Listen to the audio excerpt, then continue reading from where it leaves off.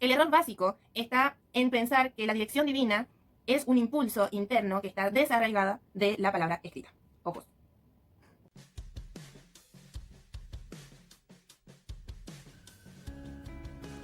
En febrero terminé de leer el libro Hacia el conocimiento de Dios de J.I. Packer. Teólogo, clérigo y escritor evangélico, fue canadiense, pero nació en Inglaterra en 1929 y murió recientemente en el 2020. Fue considerado uno de los evangélicos más influyentes en América del Norte. El libro Hacia el conocimiento de Dios fue traducido al español en 1979 y fue publicado en inglés en 1973, con el título Knowing God. Tiene 319 páginas, 22 capítulos y está dividido en 3 partes.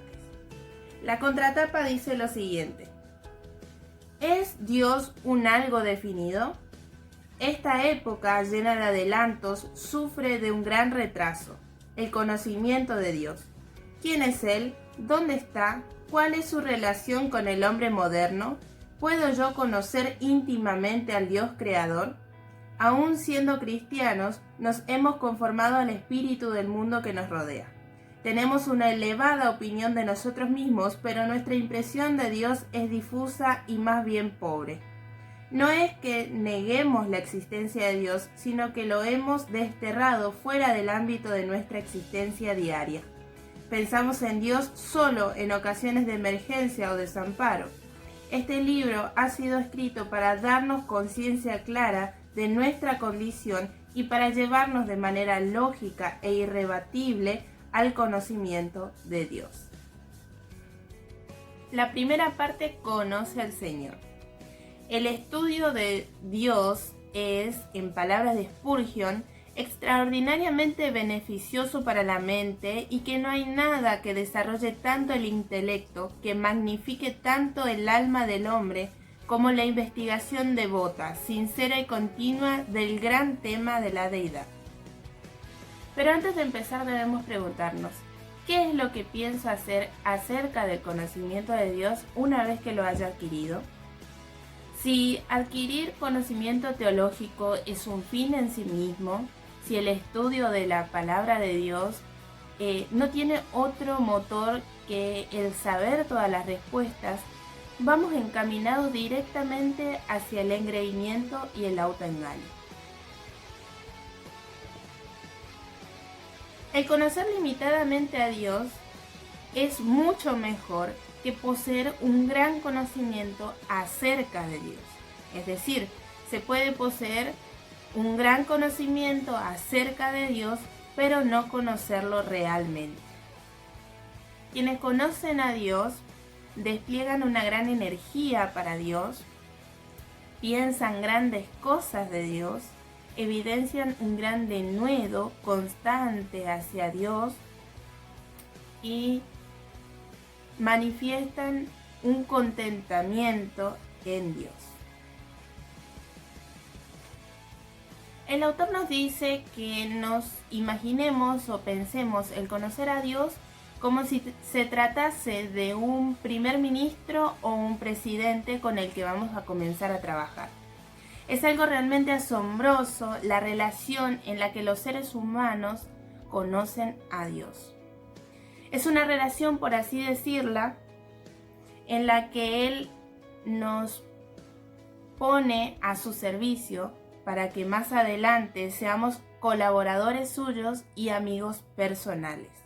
El conocer a Dios es cuestión de un trato personal, de compromiso personal y de gracia. La palabra conocer, cuando se emplea con respecto a Dios, es un vocablo que expresa gracia soberana, que indica que Dios tomó la iniciativa de amar, elegir, redimir, llamar y preservar. Demuestra el contraste entre nuestro conocimiento imperfecto de Dios y su conocimiento perfecto de nosotros. El único Dios verdadero. El segundo mandamiento es muy claro al decir que no nos hagamos ninguna imagen ni semejanza acerca de Dios. y que de lo contrario estaríamos bajo el castigo y la severidad divinas. ¿Y esto por qué? Las imágenes empañan su gloria y engañan a los hombres. Sugieren ideas falsas acerca de Dios.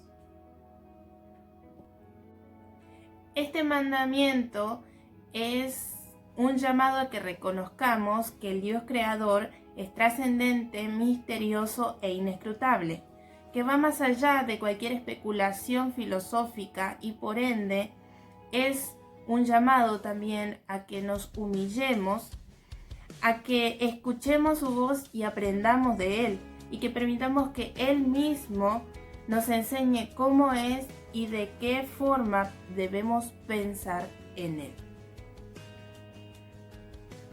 Habla acerca del Dios encarnado, la afirmación más asombrosa de el cristianismo es decir que Jesús de Nazaret era Dios encarnado. El Verbo se hizo carne, dice el Evangelio de Juan. Dios se hizo hombre y el Hijo Divino se hizo judío. La ficción no podría habernos dado algo tan fantástico como la doctrina de la encarnación. 2 Corintios 8:9 dice: por amor a nosotros, Jesús, siendo rico, se hizo pobre, para que en su pobreza podamos ser enriquecidos. Aquí se expresa no solo el hecho de la encarnación, sino también su significado, el cual fue poner su gloria a un costado, una voluntaria restricción de su poder, la aceptación de penurias, de el aislamiento, los malos tratos, la malicia, la incomprensión, hasta finalmente una muerte con una agonía espiritual aún más que física. Significaba además amor hasta lo sumo por hombres que no lo merecían, por quienes por su pobreza serían enriquecidos. La médula de la fe cristiana en Dios es el misterio revelado de la Trinidad. En Juan 14:16, Jesús nos promete un consolador, el Espíritu Santo. Él dará testimonio. La tercera persona de la Trinidad, sí, escuchaste bien, el Espíritu Santo es una persona, es el que estuvo en el principio de la creación y ahora actúa como agente y testigo de Jesús. Su obra es de suma importancia, ya que sin ella no habría ni evangelio, ni nuevo nacimiento, ni fe, ni iglesia, ni cristianismo. La segunda parte, he aquí vuestro Dios. La lectura bíblica nos transporta al mundo del cercano oriente, donde nos encontramos con Abraham, Moisés, David. Vemos al hombre de Galilea hacer milagros, discutir con judíos, morir por los pecadores y levantarse de la muerte y ascender al cielo. Leemos las cartas escritas por los maestros cristianos para oponerse a herejías extrañas. Nos resulta sumamente interesante, pero nos da la sensación de que es algo muy lejano. El vínculo que nos une es Dios mismo, porque Dios no cambia. La vida de Dios no cambia, los propósitos de Dios no cambian, la verdad de Dios no cambia, la manera de actuar de Dios no cambia, el carácter de Dios no cambia, el Hijo de Dios no cambia. La comunión con Dios, la confianza en su palabra, el acto de vivir por fe, el descansar en sus promesas, son esencialmente realidades idénticas para nosotros hoy como para los creyentes tanto del Antiguo como del Nuevo Testamento. Cuando hablamos de la majestad de Dios, nos referimos a su grandeza y esto nos invita a adorarlo. Dios no está limitado, es eterno, infinito y todopoderoso.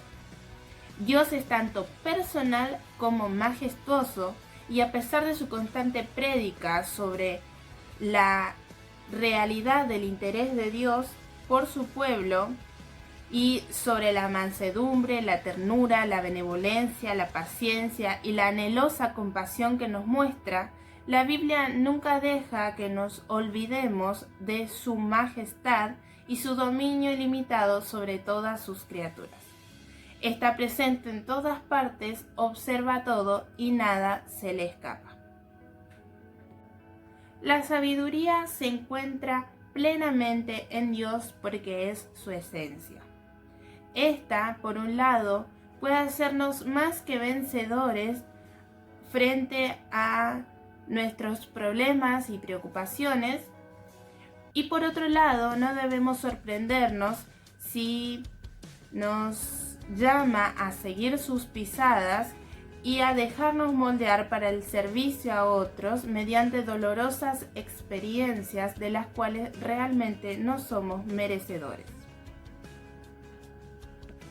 Los primeros 9 capítulos de Proverbios tienen una sola exhortación a la búsqueda del don de la sabiduría. El autor deja claramente una ilustración relacionada con el transporte acerca de la sabiduría que viene de lo alto. Dice, al conducir por un determinado camino, lo que importa es la velocidad, la precisión de nuestras reacciones ante los acontecimientos y el acierto en el cálculo de lo que cada situación nos permite. La sabiduría divina tiene como fin ayudarnos en situaciones concretas de la vida cotidiana.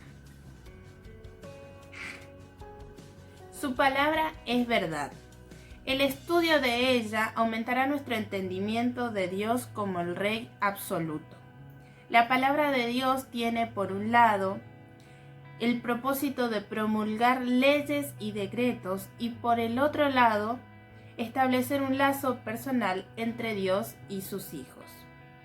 Es decir, habla tanto para establecer el modo de nuestro vivir como para captar nuestro corazón. En la primera epístola de Juan 4:8 habla claramente acerca del amor de Dios, diciendo que Dios es amor. El autor deja plasmada la siguiente definición de amor. El amor de Dios es un ejercicio de su bondad para con los pecadores individuales, por el cual, habiéndose identificado con el bienestar de los mismos, ha dado a su Hijo para que fuese su Salvador, y ahora los induce a conocerlos y a gozarse en Él en una relación basada en un pacto. La gracia de Dios y la salvación son conceptos que van juntos como causa y consecuencia. Podemos ver a la gracia como fuente del perdón de pecados, como el motivo de plan de salvación, como la garantía de la preservación de los santos. Se ha dicho que en el Nuevo Testamento la doctrina es gracia y la ética gratitud. También habla acerca de Dios como juez. Un juez es una persona con autoridad que se identifica con lo bueno y lo justo, tiene sabiduría para discernir la verdad y para ejecutar sentencia tiene poder. Dios como juez es un testimonio de su carácter divino y en el juicio final juzgará con justicia. La ira de Dios es otro atributo. Contrariamente a lo que creemos, la ira de Dios es dar a los hombres lo que han elegido con todas sus consecuencias. Nada más y asimismo nada menos. La bondad y severidad de Dios son aspectos del carácter revelado de Dios. La bondad, tanto en Dios como en los hombres, significa algo admirable, atractivo y digno de alabanza. La severidad es el retiro terminante por parte de Dios de su bondad para con aquellos que la han despreciado. Habla también del celo divino. Algo que debe quedar en claro es que Dios busca su gloria en y a través de los hombres, y su celo tiene como finalidad que se cumpla dicho propósito. El celo de Dios exige que seamos celosos para con Dios.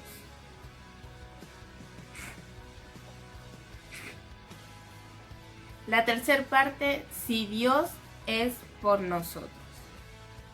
El autor explica la diferencia entre expiación y propiciación y la importancia que ésta tiene en la esencia del Evangelio. Pablo expresa el siguiente pensamiento en la carta a los romanos. Dice: por su muerte expiatoria a favor de nuestros pecados, Cristo apaciguó la ira de Dios. La propiciación es, por otro lado, la obra de Dios misma, el producto de la muerte de Jesucristo, y manifiesta la justicia de Dios. Hijos de Dios, esos somos los cristianos. Esa es nuestra identidad. Según el testimonio de nuestro Señor Jesucristo en el Evangelio de Juan, la relación paternal entre el Padre y Él supone autoridad, afecto, comunión y honor. Esto también aplica para los hijos adoptivos de Dios. La adopción es el privilegio más grande que puede ofrecer el Evangelio. Por la adopción ha de entenderse toda la vida cristiana y aparece en la base de la conducta y oración cristiana.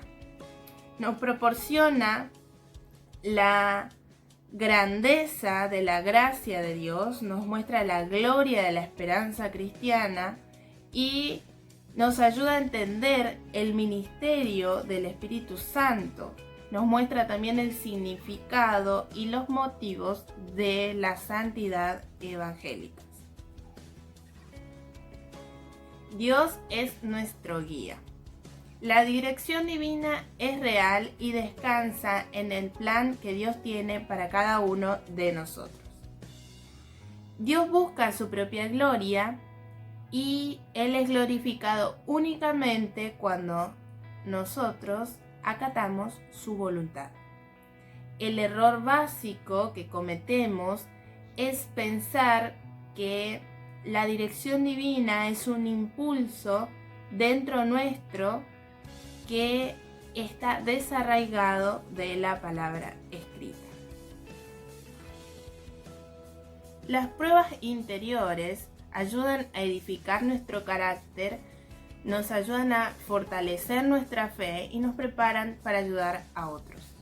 Así también Dios es glorificado porque en nuestra debilidad se perfecciona su fortaleza. No hay nada antinatural. Por lo tanto, en el aumento de las tentaciones, las presiones y los conflictos, cuando un cristiano aprende a caminar con Dios, y algo andaría mal si así no ocurriese. El último capítulo habla acerca de la soberanía de Dios.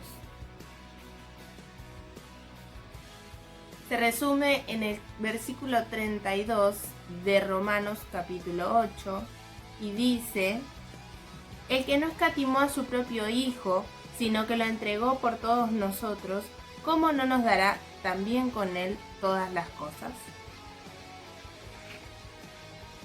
Pablo trae a colación la gracia de Dios en la elección, la soberanía de Dios en el juicio, la efectividad de Cristo como mediador. De modo que Dios es suficiente. El sentido de que al conocerlo plenamente nos sentiremos plenamente satisfechos, sin que necesitemos ninguna otra cosa. En mi opinión, este libro cumple su objetivo de abrir el camino hacia un conocimiento más profundo acerca de Dios. Habla de los atributos de Dios y de la relación que Dios desea tener y que desea que experimentemos cada uno de sus hijos, y el autor los explica de una manera clara y precisa para que no queden dudas. De esta manera terminamos el resumen del nuevo libro. Espero que les haya gustado. Ya saben, dejen su me gusta, compartan, comenten abajo qué otros libros quieren que yo resuma, y cualquier comentario, cualquier sugerencia, los voy a estar leyendo. Gracias por haber llegado hasta aquí. Dios los bendiga.